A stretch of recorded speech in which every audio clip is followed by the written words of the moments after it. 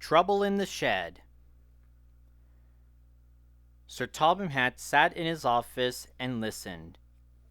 Sir Topham Hatt frowned and said, "What a nuisance passengers are! How can I work with all this noise?" The station master knocked and came in, looking worried. "There's trouble in the shed, sir. Henry is sulking. There is no train, and the passengers are saying this is a bad railway." "Indeed," said Sir Topham Hatt. "We cannot allow that. Will you calm the passengers, please?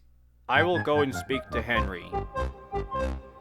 He found Henry, Gordon, and James looking sulky. "Come along, Henry," he said. "It's time your train is ready." "Henry's not going," said Gordon rudely. "We won't shunt like common tank engines. We are important tender engines. You fetch our coaches and we will pull them. Tender engines don't shunt." And all three engines let off steam in a cheeky way. "Oh, indeed," said Sir Topham Hatt severely. "We'll see about that. Engines on my railway do as they are told." He hurried away and climbed into his car and drove to find Edward. "The yard has never been the same since Thomas left," he thought sadly. Edward was shunting. "Leave those trucks, please, Edward. I want you to pull coaches for me in the yard." "Thank you, sir. That will be a nice change." "That's a good engine," said Sir Topham Hatt kindly. "Off you go, then." So Edward found coaches for the three engines, and that day the trains ran as usual.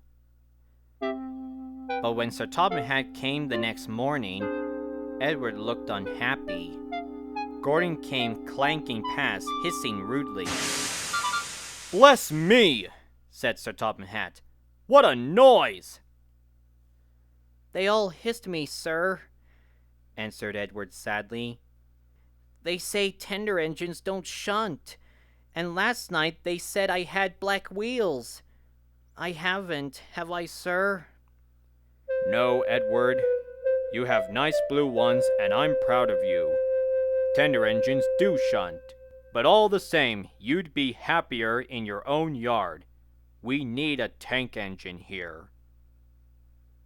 He went to an engine workshop, and the workmen showed him all sorts of tank engines. There were big ones and little ones. Some looked happy and some sad, and some looked at him anxiously, hoping he would choose them. At last he saw a smart little green engine with 4 wheels. "That's the one," he thought. "If I choose you, will you work hard?" "Oh, sir, yes, sir." "That's a good engine. I'll call you Percy." "Yes, sir. Thank you, sir," said Percy happily. So he brought Percy and drove him back to the yard. "Edward," he called, "here's Percy. Will you show him everything?" Percy soon learned what he had to do, and they had a happy afternoon. Once, Henry came by hissing as usual. "Whee!" said Percy suddenly. Henry jumped and ran back to the shed. "How beautifully you wished him," laughed Edward. "I can't wish like that." "Oh," said Percy modestly. "That's nothing. You should hear them in the workshop. You have to wish loudly to make yourself heard." Next morning, Thomas arrived. "Sir Topham Hatt sent for me. I expect he wants help," he said importantly to Edward. "Shh, shh, here he comes." "Well done, Thomas. You've been quick. Listen, Henry, Gordon, and James are sulking. They say they won't shunt like common tank engines. So I have shut them up, and I want you both to run the line." "Common tank engines, indeed," snorted Thomas. We'll show them. And Percy will help too, said Sir Topham Hatt. Oh, sir! Yes, sir! Please, sir! Answered Percy excitedly. Edward and Thomas worked the line.